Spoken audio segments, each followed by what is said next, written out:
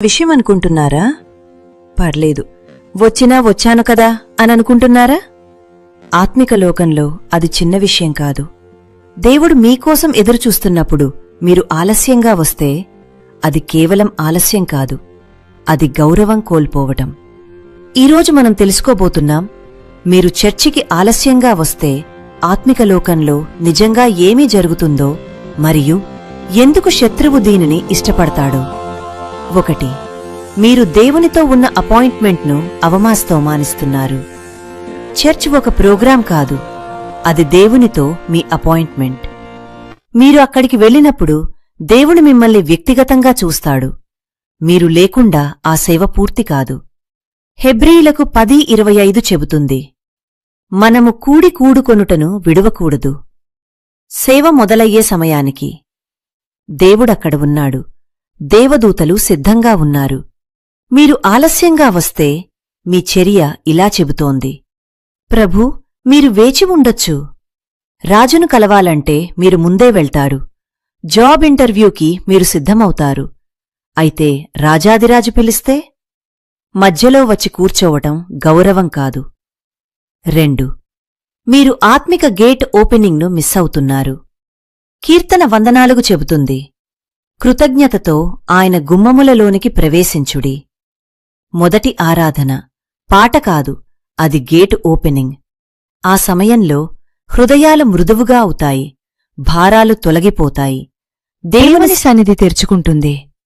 ఇతరులు ఇప్పటికే తమ భారాన్ని వదిలారు, కాని మీరు ఆలస్యంగా వస్తే మీరింకా అదే భారంతో ఉంటారు. కొన్ని ఆశీర్వాదాలు మొదటి పాటలోనే ఉంటాయి, చివరి ప్రార్థనలో కాదు. 3. మీరు సంఘ ఐక్యతను బలహీనపరుస్తున్నారు. కీర్తన 133 చెబుతుంది, ఐక్యతలో నివసించుట ఎంతో మంచిది. అక్కడే దేవుడు ఆశీర్వాదాన్ని ఆజ్ఞాపిస్తాడు. సంఘం కలిసి ప్రార్థిస్తేస్తే అది అలలా వస్తుంది, శక్తివంతమైన ప్రవాహం. కాని ఆలస్యంగా వచ్చేవాళ్ల వల్ల దృష్టి చెదురుతుంది, ప్రవాహం విరుగుతుంది. అది అల కాదు, చిన్న తరంగాలే అవుతుంది. 1 కొరింథీయులకు 14:40 అన్నీ క్రమంగా జరగాలి. ఆలస్యంగా రావడమంటే మీరు ఇంకా వరుసలో లేరు. 4. మీరు దేవుని చిత్తానికి కూడా ఆలస్యంగా అవుతున్నారు. ఎప్పటికప్పుడు ఆలస్యంగా రావడం ఒక అలవాటవుతుంది. మీ మనసు ఇలా నేర్చుకుంటుంది, పర్లేదు, మధ్యలో చేరినా సరే. అప్పుడు మీ జీవితం ఇలా మారుతుంది, almost obedience, almost repentance, almost blessing. ఎఫెసీయులకు 5:16 కాలాన్ని విమోచించుకొనుడి. మీరు చర్చికి ఆలస్యంగా వస్తే దేవుని చిత్తానికి కూడా ఆలస్యంగా అవుతారు. 5. మీరు ఇతరుల ఆరాధనను కూడా విరుస్తున్నారు. మీరు లోపలికి వస్తే తలలు తిరుగుతాయి, దృష్టి విరుగుతుంది, వాతావరణం మారుతుంది. నేను మాత్రమే ఆలస్యంగా వచ్చాను అనుకుంటారు. కాని నిజం ఏమిటంటే మీరు ఇతరుల దృష్టిని కూడా తీస్తున్నారు. మార్కు 5లో యేసు ఎందుకు కొందరిని బయటకు పంపాడు? వాతావరణాన్ని కాపాడటానికి ఆలస్యంగా రావడం.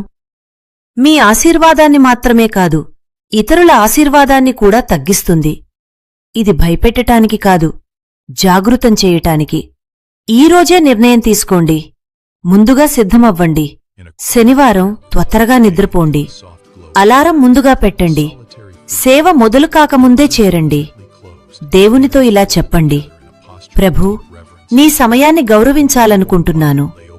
ప్రశ్న ఇది కాదు, మీరు చర్చికి వెళ్తున్నారా లేదా? ప్రశ్న ఇది, మీరు దేవుని సమయాన్ని గౌరవిస్తున్నారా? ఈ ఆదివారం ఆలస్యంగా కాదు, దేవుడు మొదలుపెట్టిన సమయానికి మీరు కూడా అక్కడ ఉండండి. లేట్ రావడం అలవాటు కాదు, ఆత్మిక సంకేతం. ప్రతి ఆలస్యం ఒక కోల్పోయిన ఆశీర్వాదం. దేవుడు ఆలస్యంగా రావడు, మనమే ఆలస్యంగా వెళ్తాం.